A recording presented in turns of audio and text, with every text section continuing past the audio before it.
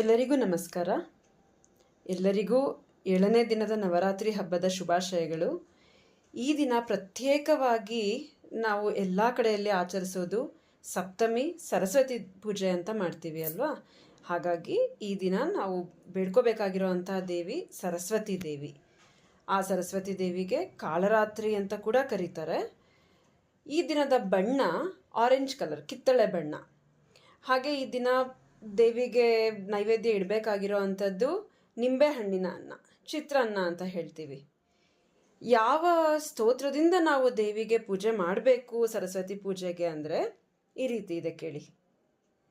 ಓಂ ವಾಗ್ದೇವೈ ಚ ವಿದ್ಮಹೇ ವಿರಂಚಿಪತ್ರಯೈ ಚ ಧೀಮಹಿ ತನ್ನೋ ವಾಣಿ ಪ್ರಚೋದಯಾತ್.